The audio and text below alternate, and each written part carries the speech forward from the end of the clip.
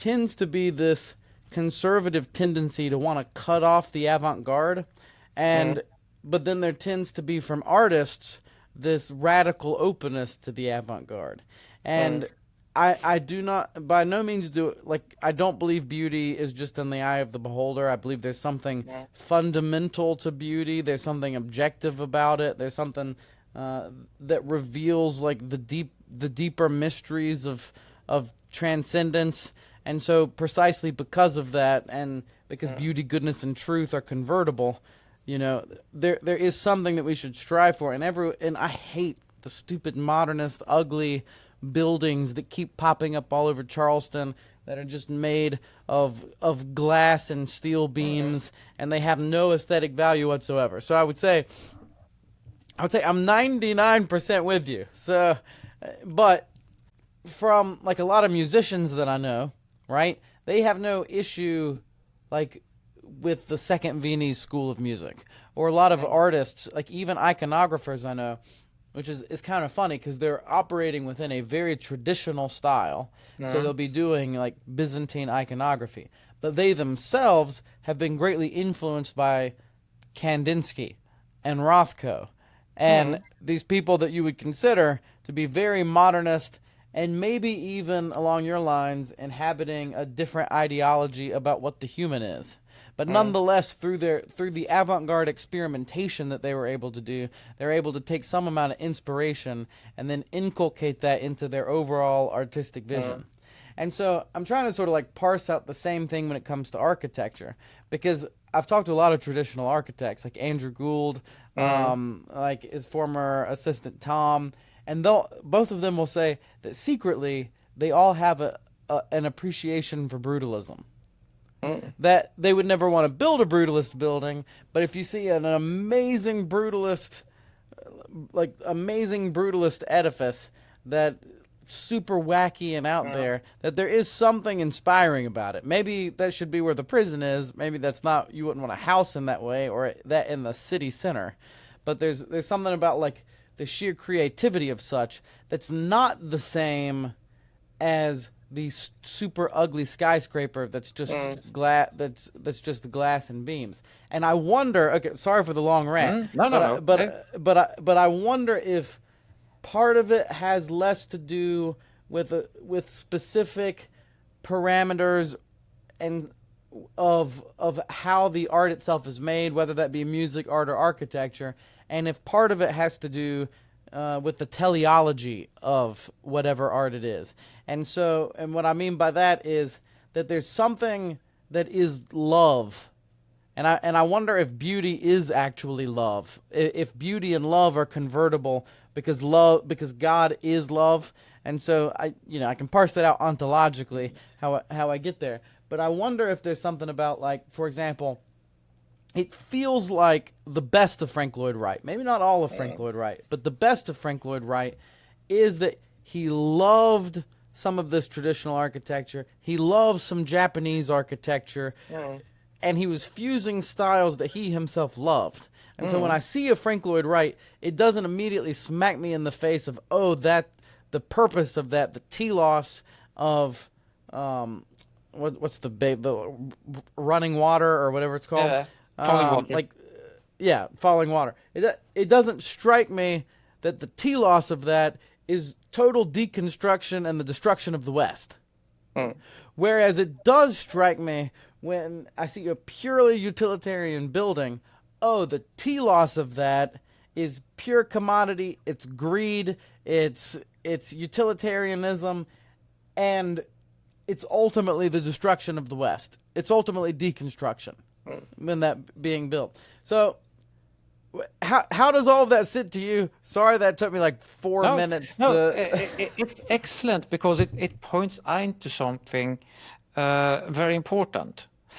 You know, as a conservative, we don't own the language as today. And that's a big problem. So in the general language, in both English, I would say, and in Swedish, there is no distinction between conservative and reactionary. A reactionary is a person that wants to go back in time with everything. A conservative is something that wants to choose, We want change, but only if it's better or equally good that we already have. So I'm a conservative. I'm not a reactionary. And this is very important to distinct. I love, if there is a talented architect that, can break the rules and create something better, I love it. Of course, I don't want, I think, I see a lot of new classical projects, as you know, and I think the most boring ones are the ones in the UK, because they don't innovate. It's always the same, it's an eternal 19th century in the UK. It fits with their classical tradition. So I want change. I want, people that, avant-garde. I want all this. But saying that, what is avant-garde today is very different from avant-garde 100 years ago. The avant-garde of 100 years ago, they wanted to break free from convention to create beauty of their time. The avant-garde of today is, first of all, there's very little avant-garde. There is a culture of wanting to become an avant-garde. Every architect at architect school today strive to be an avant-garde. And they have this self-image that they are some kind of artist when they are not. So the word has been watered down. It's not the really talented person that are avant-garde today. It's just a mass movement of people that trying to very pretentiously try to create strange things, and they believe that because they created these strange things, they are avant-garde.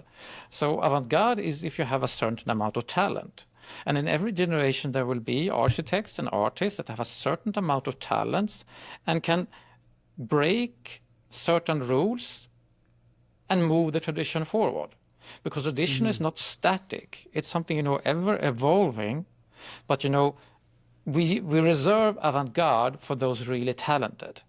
It's not for the general architect. The general classical architect or general modernist architect shall do a good work. No, the modernists will never do a good work, of course, but the classical will do a good work out of the framework, what has been learned at school, and do the framework. And then just a certain small percentage will be so talented that they can break the rules and create something new styles, as an example. And it's the same thing with music, it's the same thing with art, it's the same thing with poetry. But you have this mass education now in the West. We have, the value of a bachelor and a master's and then soon a PhD has the value has shrunk enormously the last 50 years. And it's the same thing with the word avant-garde, because everyone wants to be avant-garde. So, and they don't understand what it means. So yes, I want very talented people to break rules. I don't want an eternal 19th century. I want there to be new things and new creative methods, but I want the final goal, that what people strive for is to create beauty, truth, and goodness. And I can see that. Do you think part of that is out of love, Yes, of course, it's out of love, to manifest the transcendent into physical form, and just love, try to capture emotion. And that's what you see, that's actually a good comparison between, most older statues and figurative work compared to more recent made, statues, is that the older statues, they were made by much greater masters that could freeze emotion in their statues and so on. Whilst today it's very, very sterile and plain. They have copied the style to make like a bronze bust of a famous person, but they lack the skill to create a movement, emotion in that statue. And that's, you could say that in architecture as well. The classical architecture of today is a lot. It's, of course, I'm very happy to see its revival, and I fight for its revival, but it's not near as good or creative as it was 100 years ago.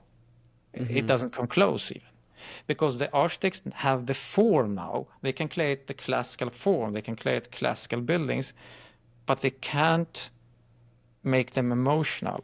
They can't decorate them in a way so you get the same emotional response as you get when you look at an older classical building. So it will take time. The revival will take time because it's a generational shift. All classical architects operating today studied in modernist schools, and they learned, themselves to become classical architects. So you have a generation, in the US it's a bit better because you have places like Notre Dame. You have to have like a mass generation that studied classical architecture. Then you will get the same heights as you had before. And it applies to every art form that there is. Iconography, everything, and so on. And then we can pick up the pieces from where we left at the 20s and early 30s and continue. You know, my favorite, now I ranted along bit here, but my favorite church paintings is I found in the Armenian cathedral in Lviv in western Ukraine. And they were made in the 20s. And they are magical. I never, felt so much when I saw church paintings, the wall paintings in the Armenian cathedral in Lviv. Please Google it up. It was a Polish artist. I think he emigrated to the US, actually, later in his life. And it's just beautiful. And it definitely doesn't look like it was painted in the 1880s or medieval or anything. It really looks like it's 1920s, early modern. And it's so beautiful. Yeah. So you have a painting of the head of John the Baptist, and they show it. And there's among others, of the paintings in that cathedral. No, it's gorgeous. Yes. And it's very distinctive. It doesn't look anything else than 1920s. It doesn't look like it's from, earlier decades or earlier centuries. Yeah, I'm a big fan of creativity. That was true creativity. They pushed the tradition forward. Mm-hmm. Like of the Vizarod Castle in Prague, where it was done by this couple who were like students of Mucha. So everything is Art Nouveau, but it's gorgeous. Yes. The whole thing, like it looks new. It doesn't look like anything before it, but it's still it's beautiful. Yeah.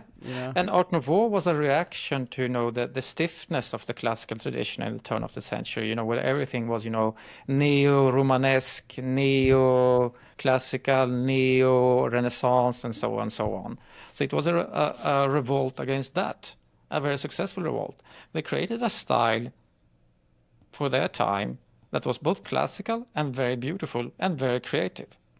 So we just continued. Art Deco is also an amazing classical style. And Art Deco... So even Art Nouveau would be considered classical in your... Yes. It's part of the classical framework, because if you remove all the ornaments of an Art Nouveau building, you couldn't almost different it. The proportion are a little bit different, but more or less, the difference between the styles are mostly in the ornament, how you decorate the building, not in the buildings, how they are, divided and such in themselves. And it's the same with Art Deco.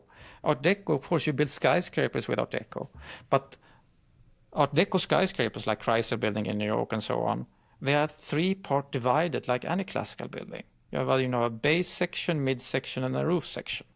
They are not just straight like any 60s or 70s skyscraper, just straight and square. No, we have a clear base section, mid section, and top section, because it comes from the classical tradition. So early modern is the modern that we really were promised but never got, Yeah, no, there's a good argument that America should be Art Deco, that's like the American style. It really is, because it captured, the promise of the combustion engine. That was the time of Art Deco. Cars, planes, future, fast movement, end of poverty. Yes. Klavierübung dritte Teil at the Waltershausen Trostorgan, which you can purchase on my website, MatthewWilkinson.net. There is a link below